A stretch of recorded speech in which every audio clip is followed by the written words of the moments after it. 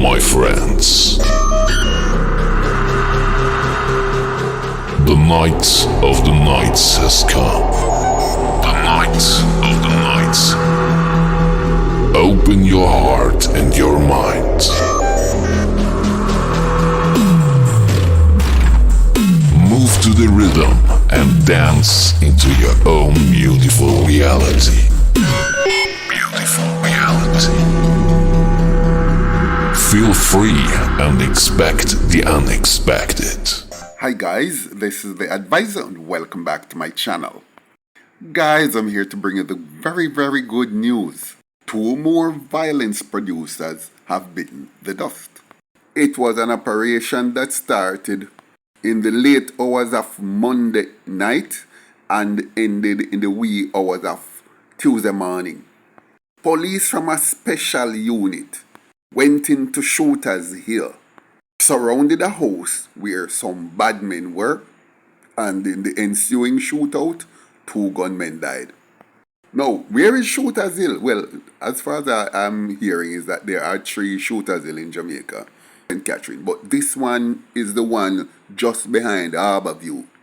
For those of you who are familiar with Harborview, what you do, you would go past the drive-in heading St. Thomas direction, and just as you pass St. Benedict's School and church and go round the corner, the first left you buck up into, that is the entrance to Shootout Scene. It basically begins there and go up into the hillside. The two individuals who died, they are major violence producers.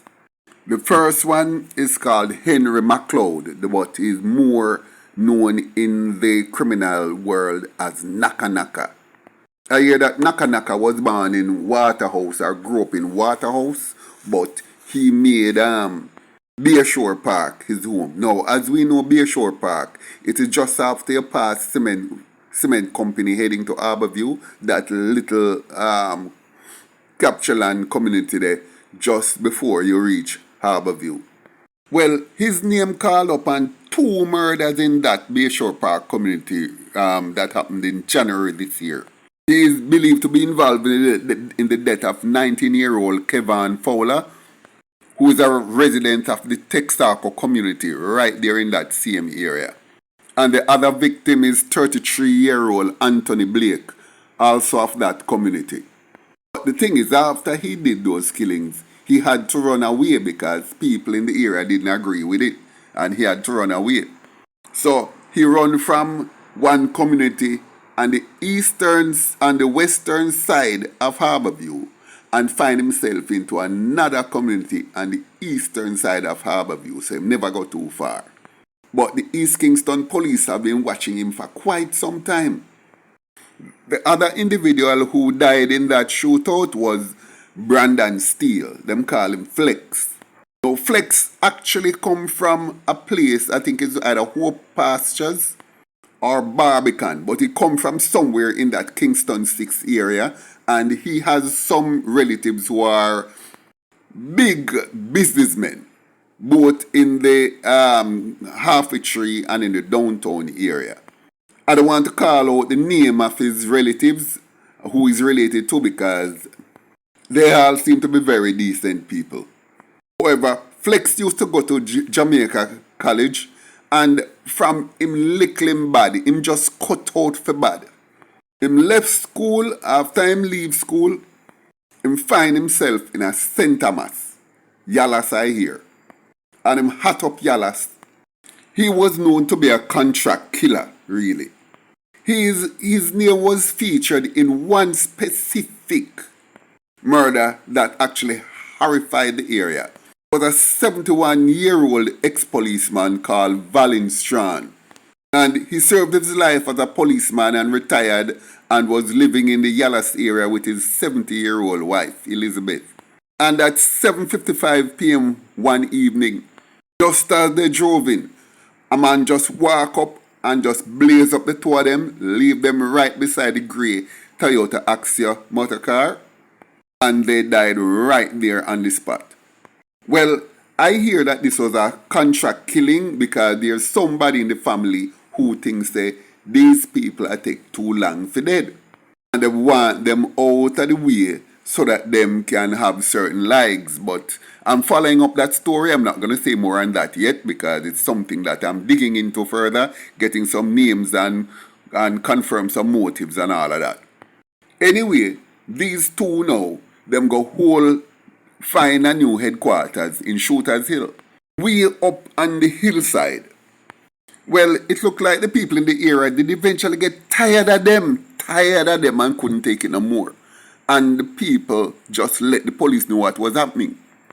It was actually supposed to be 4 people at the house. But when the police went there and raided the place, they only found 2. A shootout ensued and both men were injured and died. No police were injured. 3 guns were recovered.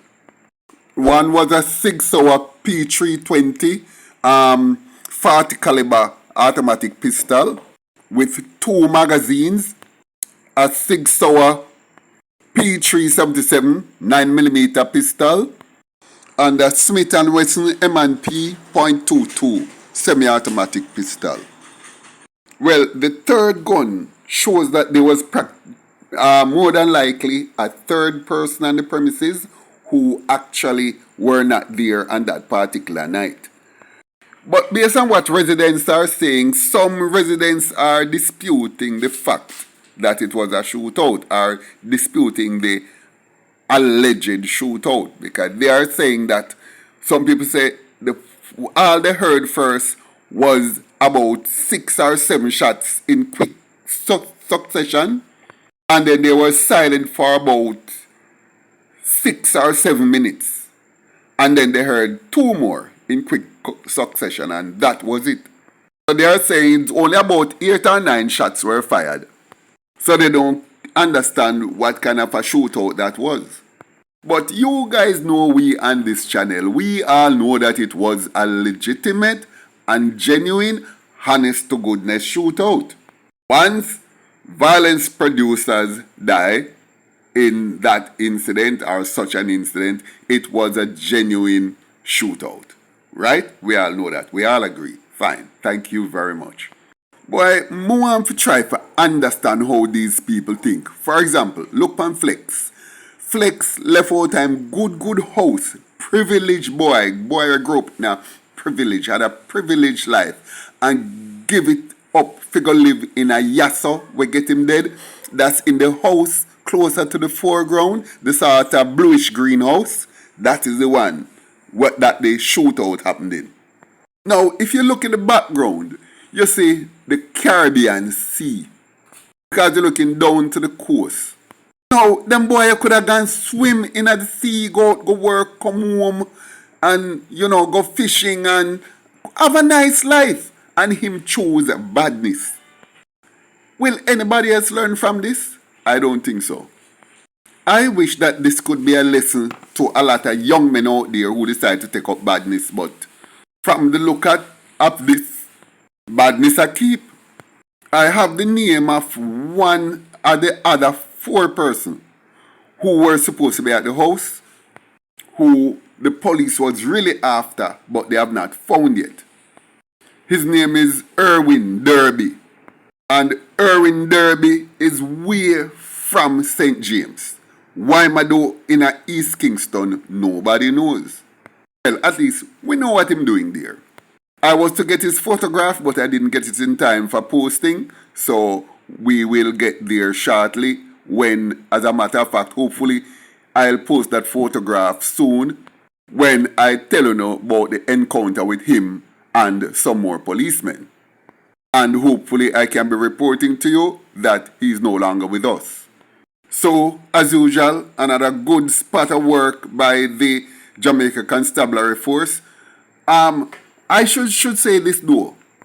It was not the Eastern Kingston Police who were on this operation.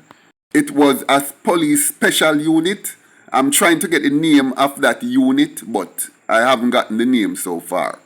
But these pictures were sent to other people who passed the information on to me, but it could have been CTAC. I'm not going to say that yet because I'm not 100% sure. If there's any new development to this story, guys, I will let you know soon enough. Oh, thank you for tuning in to the channel once again. Like, share, leave a comment below, and I look forward to seeing you in my next video.